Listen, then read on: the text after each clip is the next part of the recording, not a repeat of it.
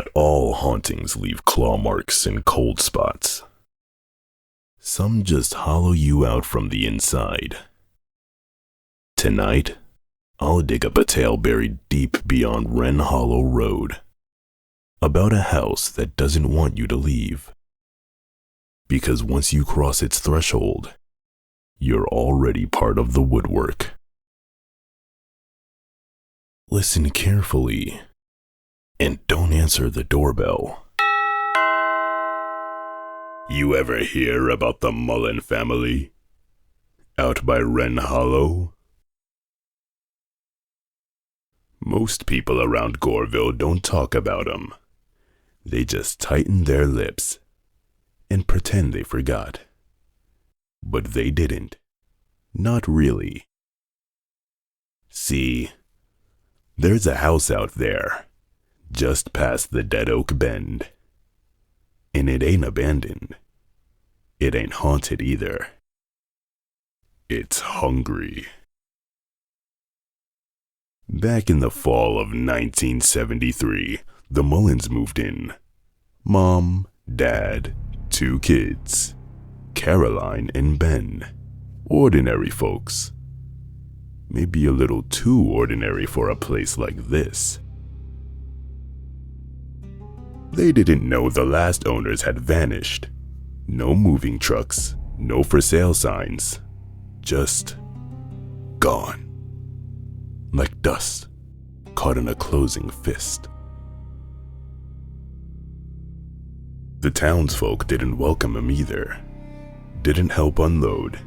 Didn't bake pies or wave from their porches. They just watched.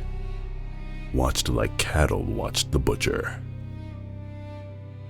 First 2 nights, no trouble. Sleeping bags on the floor, fast food wrappers piling up. They even laughed about the creaks and groans the old place made. Called it charming. But on the 3rd night, the doorbell rang.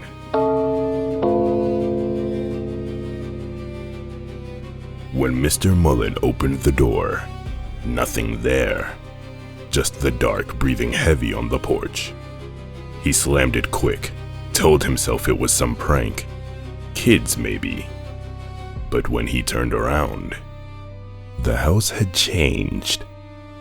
Slight wrong. The walls bowed in just a hair too much. The windows stretched tall like they were listening.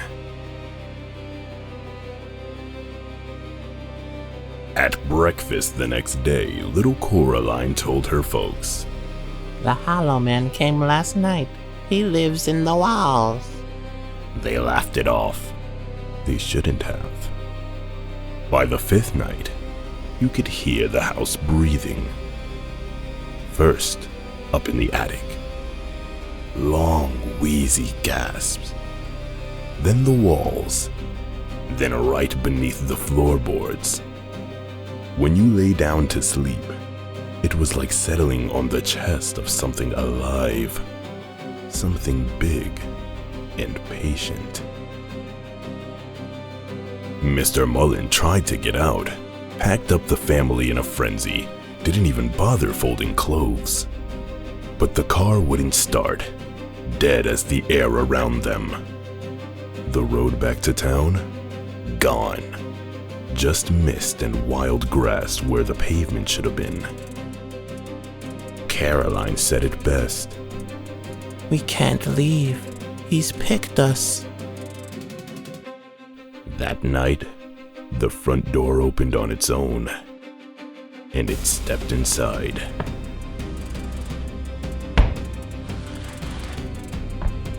The hollow guest. A hole shaped like a man. No face. No hands. Just a memory. Stitched into skin. You could only see it if you weren't looking right at it. Catch it in the corners. Feel it breathing down your neck. It didn't speak. Didn't scream. It watched. One by one, the Mullen family disappeared. First, Caroline. Her sleeping bag still warm when they found it empty.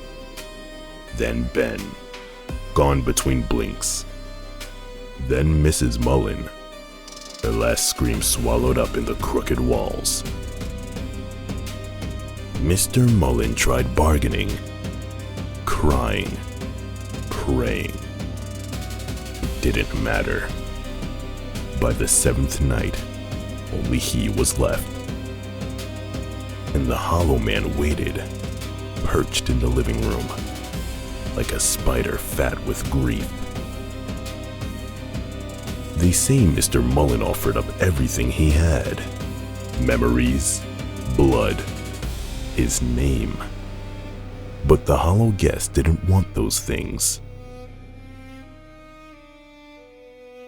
It wanted forgetting.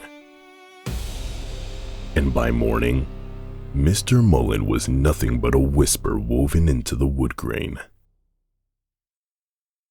The house, it still stands, still breathing, still waiting. A few families have tried since, but no one ever lasts past the 3rd night. Out there, past the Dead Oak Bend, if you hear a doorbell ring, late and wrong, don't answer. Because once the Hollow Man picks you, you're already a memory.